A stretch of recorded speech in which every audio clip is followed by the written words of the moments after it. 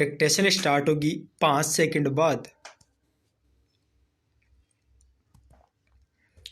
Start. आइए आज हम अपने विचारों को उस दिन तक ले जाए जब हमने गणराज्य की घोषणा की थी। अपने विकास की योजनाओं के संबंध में हमने वास्तव में काफी प्रगति की है, परंतु क्या हम भारत के सब नागरिकों को दरिद्रता, अभाव तथा कष्ट से मुक्त करा पाए हैं? प्रकृति की शक्तियों को अपने अधीन करने और जनता के कल्याण के लिए उन्हें नियंत्रण में लाने की दिशा में भी हम आगे बढ़े हैं, किंतु हम यह नहीं भूल सकते कि कुछ महीने ही हुए हमें भारत के उत्तर पूर्वी प्रदेशों में भयानक बाढ़ का सामना करना पड़ा था, जिसके कारण यातायात के साधन छिन्न भिन्न हो गए और वहां की जनता को भारी हानि उठानी पड़ी। निसंदेह साक्षरता प्रसार और रोगों के निराकरण के महत्वपूर्ण उपाय भी हमने सोचे हैं, यद्यपि अभी भी देश के बहुत से भागों में निरक्षरता और बीमारी पर्याप्त मात्रा में दिखाई देती है। जन कल्याण की योजनाओं को हम बराबर आगे बढ़ाते रहेंगे, यह हमारा दृढ़ संकल्प है, इसमें संदेह नहीं किया जा सकता। इन योजनाओं के पूरे होने के संबंध में जो प्रयास अब तक किया गया है, उससे भी हमें असंतुष्ट नहीं होना चाहिए। फिर भी जो कुछ अब तक किया जा सका है, यदि वह बहुत चमत्कारी नहीं दिखता तो उसका कारण यह है कि अभी निर्माण कार्य जारी है और समाप्त नहीं हुआ है। राष्ट्र के निर्माण में समय की आवश्यकता होती है। आज हमारा गणराज्य दिवस है और भारत जैसे प्राचीन राष्ट्र के इतिहास में 5-7 वर्ष की अवधि एक स्वप्न काल है। आइए अब हम विगत वर्ष की घटनाओं पर नजर डालें और यह देखें कि विकास के कार्यों और निर्माण योजनाओं की दिशा में हम कहां तक आगे बढ़ सके हैं। प्यारा, यदि मुझसे यह कहा जाए कि बीते वर्ष की घटनाओं का वर्णन मैं एक वाक्य में करूं, तो मैं कहना चाहूँगा कि संविधान में दिए गए निर्देशों के अनुसार हमने समस्त राष्ट्र के साधनों को ऐसे ढंग से जुटाना आरंभ कर दिया है जिससे यह स्पष्ट हो जाता है कि भारत में कल्याणकारी राज्य की स्थापना का श्री गणेश हो चुका है। पिछले वर्षों में हमने जो संकल्प और दावे किए थे, अब वे मूर्तिमान होने लगे हैं। इसलिए अब यह समझना कठिन नहीं है कि राष्ट्र किधर जा रहा है और आगामी 10 या 15 वर्षों में हम किस स्थिति में होंगे। महानदी घाटी योजनाओं पर कार्य बराबर जारी है। इनमें से एक योजना भाकल नांगल योजना से बहुमूल्य पानी और बिजली पंजाब, पेप्सू तथा राजस्थान के भागों को मिलने भी लग गई है। दामोदर घाटी योजना से कुछ समय हुआ बिजली प्राप्त होने लगी थी और हीराकुंड, चंबल तथा दूसरी महान योजनाओं की भांति यह योजना भी यथेष्ट रूप से आगे बढ़ रही है।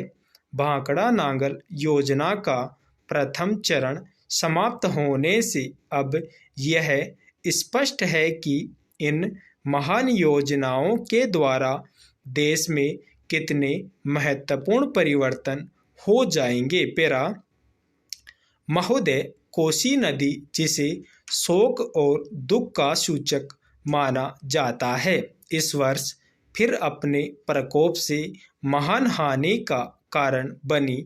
अब इस नदी पर काबू पाने और इसकी उपद्रवी लीला समाप्त करने के लिए भी योजना तैयार हो गई है। इस योजना की रूपरेखा तैयार हो चुकी है और निर्माण का काम हाथ में लिया जा चुका है।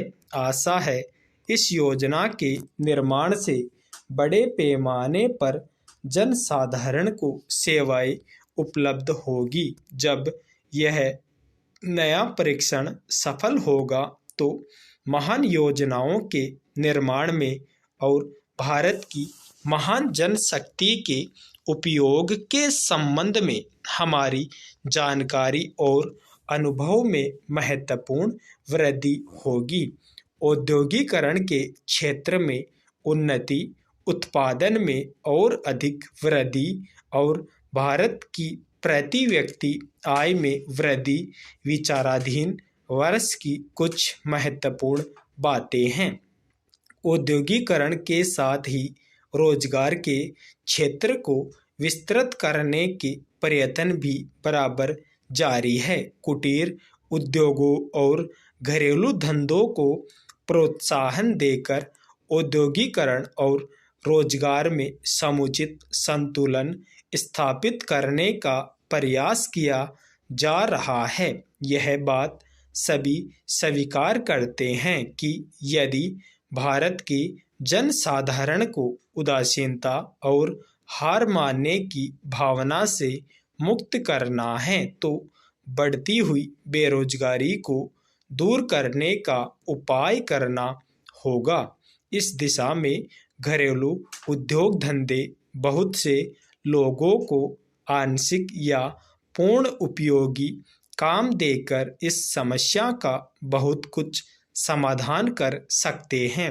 इसलिए पंचवर्षीय योजनाओं में पुराने घरेलू उद्योगों को पुनर्जीवित करने और चालू कुटीर उद्योगों को प्रोत्साहन देने की व्यवस्था की जा रही है। पेरा विदेशी मामलों के क्षेत्र में हमारी सफलता और भी अधिक है। हमारी नीति, जिसे मैं सक्रिय और स्वदेशी तटस्थता की नीति कहना चाहूँगा, वास्तविक व्यवहार में किसी भी देश अथवा यहाँ के लोगों को अपना शत्रु न समझने की नीति है।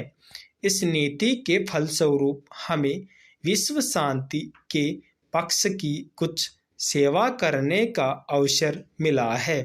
हम प्रसन्न और आभारी है कि संसार के राष्ट्रों में भारत का स्थान इतना ऊंचा है। इंडोचीन निरीक्षण और नियंत्रण अंतर्राष्ट्रीय आयोग की अध्यक्षता हमने स्वेच्छा से स्वीकार की है और हमारे नागरिक यथासाध्य उस देश में शांतिपूर्ण निर्वाचन संबंधी समस्याओं का सामना कर रहे हैं।